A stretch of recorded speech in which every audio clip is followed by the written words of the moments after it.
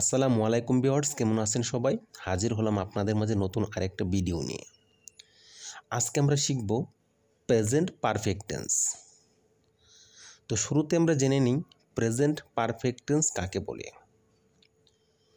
যে টেন্স দ্বারা কোনো একটি কাজ শেষ হয়েছে কিন্তু এর ফলাফল এখন বর্তমানে রয়েছে, এ ধরনের টেন্সকে প্রেজেন্ট পারফেক্ট টেন্স বলে।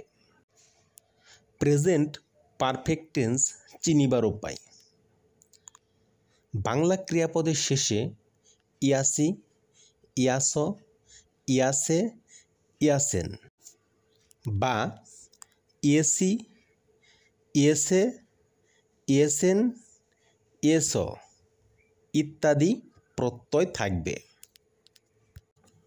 যেমন আমি ভাত খাইয়াছি, সে গ্লাসটি ভাঙিয়াছে, তারা এখানে আসিয়াছে,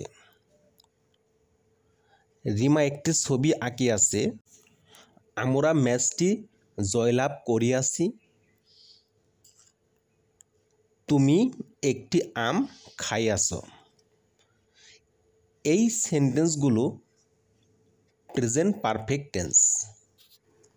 এই সেন্টেন্সগুলোর যে ভার্ব আছে সেই ভার্বগুলোর শেষে কিন্তু ইয়াস, ইয়াসি, ইয়াসেন, ইয়াস প্রত্যয় যুক্ত আছে। তাহলে আমরা এভাবেই চিনতে পারবো প্রেজেন্ট পারফেক্ট টেন্স।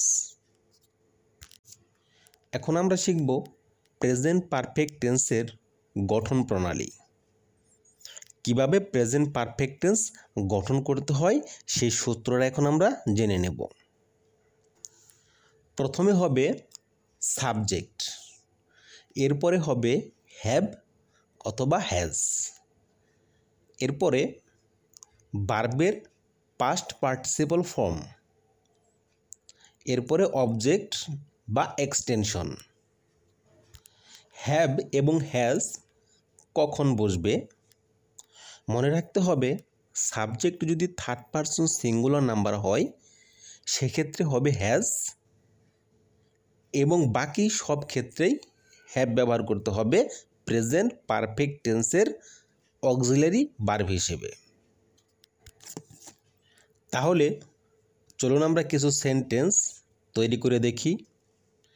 যেমন আমি ভাত খাইয়াছি বা খেয়েছি। এই সেন্টেন্সে প্রথমে আছে সাবজেক্ট আই, এর জন্য আমি দিলাম আই, এরপরে দিতে হবে হ্যাভ। যেহেতু এটি থার্ড পারসন সিঙ্গুলার নাম্বার না সেক্ষেত্রে এখানে হ্যাভ বসবে। এরপরে দিতে হবে ভার্বের পাস্ট পার্টিসিপল ফর্ম। এখানে ইটের পাস্ট পার্টিসিপল ফর্ম হচ্ছে ইটেন, আই হ্যাভ ইটেন। এরপরে দিতে হবে অবজেক্ট রাইস, তাহলে আই হ্যাভ ইটেন রাইস, আমি ভাত খাইয়াছি। এরপরে সে গ্লাসটি ভাঙিয়াছে। তাহলে স্ট্রাকচার অনুযায়ী প্রথমে হবে সাবজেক্ট হি, এরপরে হ্যাভ অথবা হ্যাজ। যেহেতু এটি থার্ড পারসন সিঙ্গুলার নাম্বার সেক্ষেত্রে এখানে হবে হ্যাজ, হি হ্যাজ। এখন ভার্বের পাস্ট পার্টিসিপল হবে ব্রেকের পাস্ট পার্টিসিপল হচ্ছে ব্রকেন, হি হ্যাজ ব্রকেন। এরপরে অবজেক্ট দি গ্লাস, সে গ্লাসটি ভাঙিয়াছে, he has broken the glass. তারা এখানে আসিয়াছে। এই সেন্টেন্সের সাবজেক্ট হচ্ছে তারা, তার মানে দে। এরপরে এখানে হবে হ্যাভ, কেননা এটি কিন্তু থার্ড পারসন সিঙ্গুলার নাম্বার না, এর জন্যই এই সাবজেক্টের পরে হবে হ্যাভ, দে হ্যাভ। এখন কাম অর্থ আসা, এর পাস্ট পার্টিসিপল ফর্ম হচ্ছে কাম, দে হ্যাভ কাম। এরপরে বাকি অংশ হেয়ার, মানে এখানে। সুতরাং দে হ্যাভ কাম হেয়ার, তারা এখানে আসিয়াছে। রিমা একটি ছবি আঁকিয়াছে। এখানকার সাবজেক্ট হচ্ছে রিমা। যেহেতু Rima third person singular number সেক্ষেত্রে এখানে হবে হ্যাজ, রিমা হ্যাজ। ড্র অর্থ আঁকা, এর পাস্ট পার্টিসিপল ফর্ম হচ্ছে ড্রন, Rima has ড্রন a picture. Rima has ড্রন a picture, Rima একটি ছবি আঁকিয়াছে। এরপরে আমরা ম্যাচটি জয়লাভ করিয়াছি। তাহলে এখানে সাবজেক্ট হচ্ছে উই, উইয়ের পরে হবে হ্যাভ, যেহেতু এটি থার্ড পারসন সিঙ্গুলার নাম্বার না, এর জন্য এটি হ্যাভ হবে।